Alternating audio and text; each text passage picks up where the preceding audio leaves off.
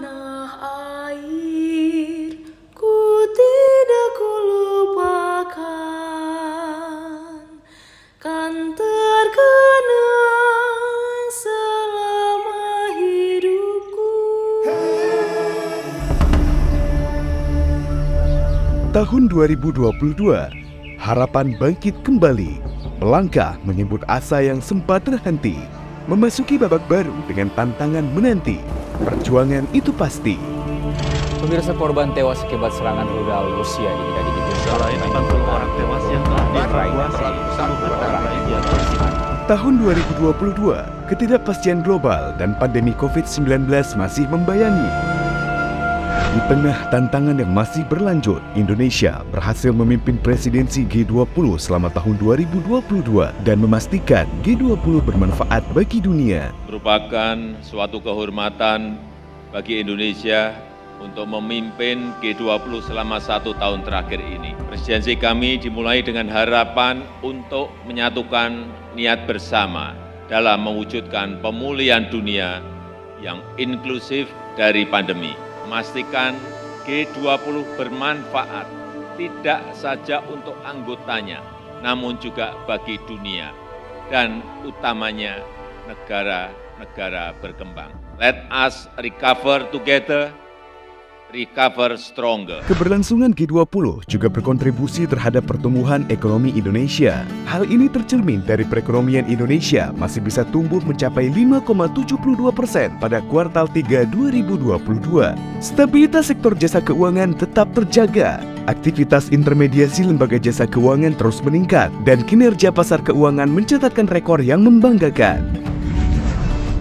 Tahun 2022 juga menandai peralihan tonggak kepemimpinan Dewan Komisioner OJK. Komitmen OJK sebagai mitra strategis pemerintah untuk menjaga stabilitas, pertumbuhan, dan penguatan industri jasa keuangan yang berkesinambungan akan terus digaungkan Dewan Komisioner OJK periode 2022-2027 melalui semangat proaktif, kolaboratif, dan bertanggung jawab. Selama 2022, OJK menerbitkan sejumlah kebijakan dan stimulus sebagai strategi untuk menjaga stabilitas dan mempertahankan momentum pemulihan ekonomi. Sebagai upaya meredam dampak pandemi berkepanjangan, OJK memperpanjang kebijakan restrukturisasi untuk sektor yang masih membutuhkan dukungan. Untuk memitigasi kerugian ekonomi akibat bencana alam di sejumlah daerah, OJK memberikan perlakuan khusus bagi lembaga jasa keuangan dan sektor terdampak. OJK mengambil kebijakan antisipatif dan terukur selama tahun 2022 dalam memperkuat infrastruktur, integritas pasar, penegakan hukum, peningkatan tata kelola, inovasi keuangan digital dan ekonomi hijau, serta kebijakan perlindungan konsumen di sektor jasa keuangan.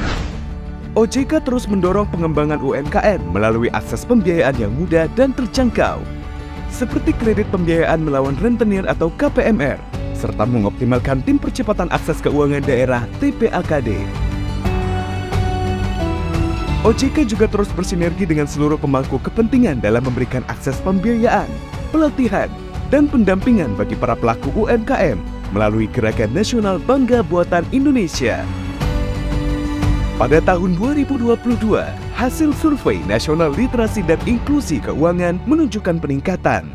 Indeks literasi keuangan meningkat mencapai 49,68% dan indeks inklusi keuangan mencapai 85,10%. OJK juga memperkuat pengawasan berbasis digital, meningkatkan kemudahan akses informasi debitur secara terintegrasi, mengakselerasi transformasi digital untuk industri BPR dan BPRS, serta mengembangkan platform learning management system edukasi keuangan.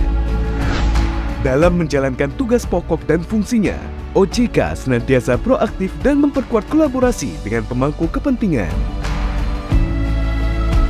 Melangkah ke tahun 2023, semangat berkolaborasi OJK turut mengadopsi prinsip kemitraan sebagaimana arahan Presiden. Dari pandemi dan krisis multidimensi yang kita hadapi saat ini, kita petik pelajaran penting bahwa to grow and to prosper together is the only option. Kita tidak hanya harus maju bersama, namun juga harus maju setara. Dengan sinergi, bersama kita memajukan negeri. Tantangan bisa kita hadapi. Di tahun 2023, ini adalah tahun ujian bagi ekonomi global maupun ekonomi kita. Kita tetap harus hati-hati, tetap waspada dengan optimisme ini, optimisme tapi waspada dan hati-hati. Kita berharap ekonomi kita masih bisa tumbuh di angka di atas 5%.